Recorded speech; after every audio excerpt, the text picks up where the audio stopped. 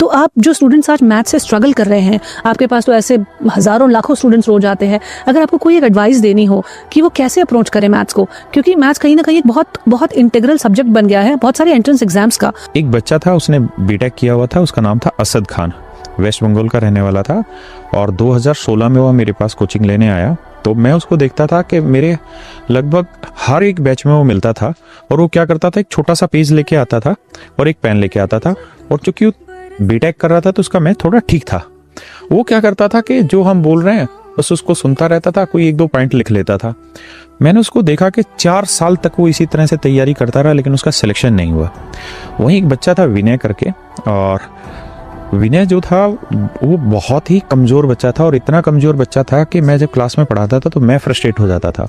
क्योंकि जब आप हज़ारों बच्चों को पढ़ा रहे होते हैं, मैं बत्रा सिनेमा हॉल था, सिनेमा हॉल के अंदर पढ़ाता था, तो जब आप कोई चीज़ कराते हैं ना तो आप एक उम्मीद रखते हैं कि इतना लेवल सभी का होगा और हम इससे ऊपर ही हवाई जहाज उड़ाएंगे। लेकिन जब कोई बच्चा उससे भी नीचे का सवाल पूछ लेता है, अगर मैं आपको ये कहूँ कि माइनस और माइनस को प्लस क्यों करने लग रहे हैं, कोई इस चीज़ पे क्वेश्चन पूछ लेता है तो फिर फ्रस्ट्रेशन आती है। तो मैं उसको क्लास में हमेशा कहता था विनय को कि तू ढक्कन है, तेरा ऊपर की खोपड़ी उड़ी हुई है, तुझे कुछ नहीं आता, तेरा सिलेक्शन नहीं होगा, टाइम पास करने लग रहा है। तो हम ऑफलाइन पढ़ाते थे, तो सुबह 8 बजे पढ़ाना शुरू करते थे और रात के 9 बजे तक बैचेज रहते थे। वो इतना शैतान था कि वो हर बैच में चला जाता था,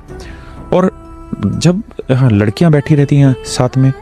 और जब किसी लड़के को हम ये कह देते तेरे बस की नहीं है, क्यों परेशान हो रहा है, तेरा टावर उड़ा हुआ ऊपर का, तो बड़ी बेइज्जती होती। और बहुत सारे